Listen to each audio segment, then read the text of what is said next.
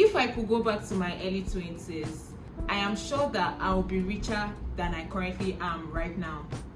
Not because I was earning more money then, but because of several mistakes that I made that slowed down and sort of eroded my path to wealth.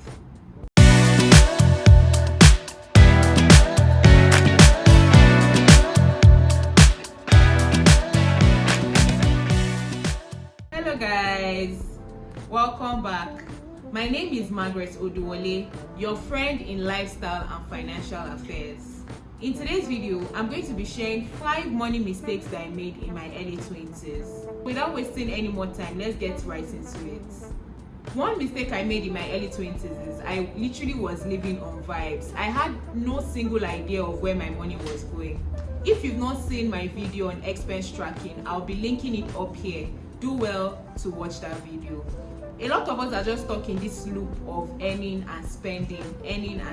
We just keep, repeating that cycle over and over again. We literally have no idea where our money goes to. And that was me for the longest time, right? Payday comes, I just spend. But it was not up until last year when I made a conscious decision to start tracking my expenses. The second mistake I made is lifestyle creep. As I started to earn more, I also spent more. I've almost lost count of the amount of times that I have gotten a salary increase, right, in the course of my career. But for every time that I got a salary increase, I would start spending more. It's either I'm buying more food, right, spending more on food, or I'm going out more, or I'm just like, buying things impulsively. Just pop on this random website, I'm buying a dress, buying a pair of shoes, blah, blah, blah, just because I think or I feel that I can afford it because, my salary or my earning has increased or my income has increased. That's actually a very, very wrong step. Then you start earning more. Try to still maintain your current rent expenditure at least for 3 months before you even think of increasing it. So right now, I'm just looking forward to my next income bump. This is also me just putting it out there that God, I'm looking forward to the next level, in my income bracket, so that I can actually test it and show God and show you people too that I'm now doing better, that I'm taking my own advice. All right, let's go to the third one. If you are an OG on this channel, I've spoken again and again about how I often used to make, this mistake of thinking that I needed to earn more to start investing, like, how much do I have? How much am I earning for me to start investing? I kept on delaying. But the truth of the matter is that when it comes to investing, time is your ally. The earlier you start, the better for you. For the longest time, I think what I really was just doing was saving, right?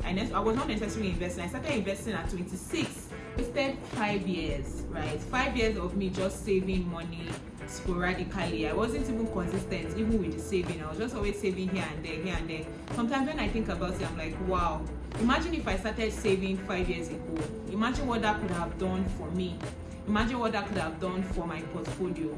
Imagine how far ahead I would be or how much money I would actually have in my investment.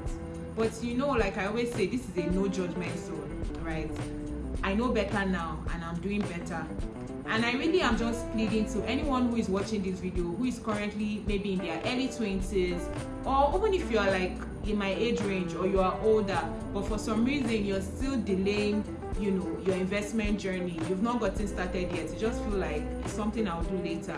Please guys, that's a very, very costly mistake. When it comes to investment, time is your ally. Time is your ally. It doesn't matter whether you have a lot of money or not. As long as you have some sort of disposable income, instead of just putting it in a savings account, put it in an investment. Let that money work for you. And then over time, as you grow, as you increase your earning power, you just continue to add to your portfolio. All right guys, so that's about the third mistake. So let's go to the next one. The next one is I was an impulsive spender. Guys, like, I know I sort of alluded to it in my second point, but really and truly I was an impulsive spender. I never used to plan my expenses. I just used to spend money on a whim. The question for me was never really about did I plan or do I have a budget for this expense. The question was always, is there money in the account to purchase this? And so long as the answer was yes, I definitely was buying that thing, whatever it was, without thinking twice. So when I think about it now in hindsight, I think that also, hampered my wealth journey or my wealth creation journey, because I was just always spending impulsively. If anything, if I even had like spare income, when I think about it now, or like people just randomly gifted me money, if I had a plan or I had structures in place, what I would have done would have been to like maybe find a way to invest, those gifts, those monetary gifts, or those like spare monies I just had here and there. Instead, I was just like, oh, I have extra money, let me buy this, let me buy that, let me buy this, let me buy that. So I think that also greatly impacted my wealth journey, negatively, not positively. So lastly, one financial mistake I also made in the past was I didn't have structures or systems around my savings, right? Although I already had a savings culture, but there was no structure, there was no system. So that means I was very sporadic about it, right? I wasn't necessarily saving every month. I didn't even have like my automated savings feature set up on my savings platform. I literally was just doing as the spirit leads. So some days I save, some days I don't save. So when I think about it, I think that inconsistency also affected my path to wealth.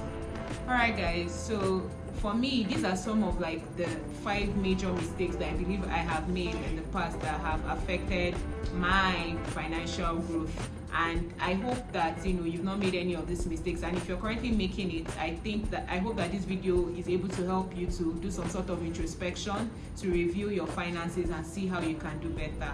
Thank you so much for watching this video.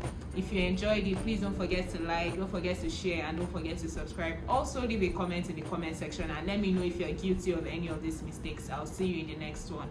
Bye.